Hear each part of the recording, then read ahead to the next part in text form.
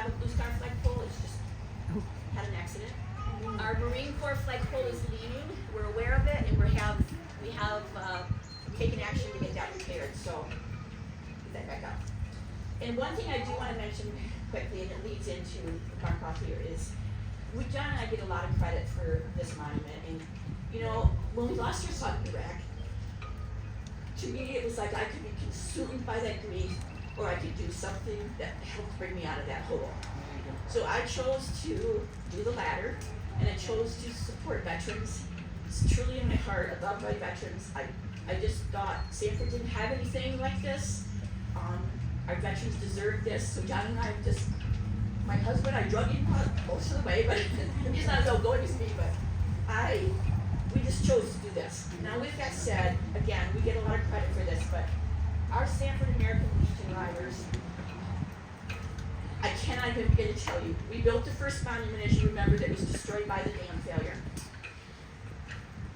They were 100% behind me. I walked into their, well, I'll get into that in a minute, but I think they deserve a lot of credit. I mean, we built this, but we could not have done it without their support, without the community support, without the funds they raised for us, and they truly were our partners in building that first monument. So, American Legion riders.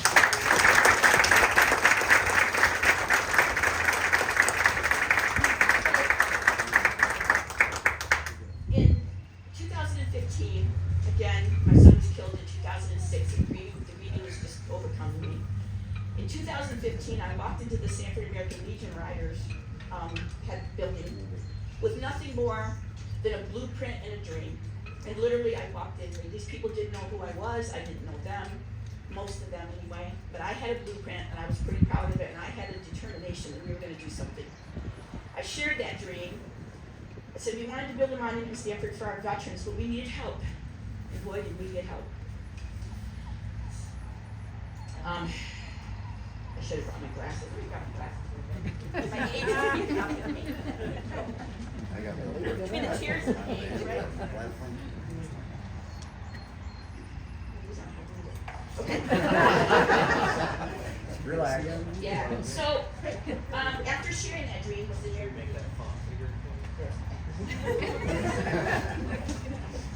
after sharing that dream with the Sanford American Legion, jumped right on board immediately. They literally, that night when I left, I knew we were going to be partners, and I knew that we were going to make this happen. They supported us, they believed in us, and they continued to help us throughout that first build. That monument, the monument that was the tribute to our community, that monument was a tribute to our community and our veterans. In 2020, the dam failures destroyed our first monument. It broke my heart. As you know, in the scheme of things, people lost their homes and lost everything, and I understood that, but we had poured our heart and soul into this, and when I saw that devastation, all I could think of was our veterans. I looked at my husband and I said, we have to rebuild, which was undertaking in itself. But our community and our veterans deserve that, and we continue to receive feedback from our veterans and our community about the great place that this was, what it turned out to be. It was a place for reflection, a place to share memories with friends and fellow veterans, and a place where they felt loved, respected, and honored. It was truly our goal. A place that they could simply sit and have a quiet moment. Mark Gauthier was the commander of the Sanford American Legion when we first walked through those doors, determined to build a monument. He sat quietly, as you know Mark can, sometimes he was not always quiet, but he was quiet that day. He sat quietly while we shared our vision. He believed in us, and he committed himself and resources to see our vision come to life. He was one of many members that believed in us. The Legion Riders took the lead and held multiple fundraisers, auctions, and dinners. Throughout all the hard work, Mark was always there with a smile that confirmed he believed in us. We were very thankful for every member of the Sanford American Legion who never wavered in their support. We get many requests asking to dedicate a pole. I cannot tell you how many people call me about dedicating a pole. We have been very careful to make sure that the poles we dedicate have a meaning to us, to our family, to our foundation, to our son, to the veterans who have helped us. that we want that to be a direct connection or a family member or a community leader that worked directly with us to help us. Now, if it was up to me, every veteran in this town would have a pole, but it's simply something we can't do.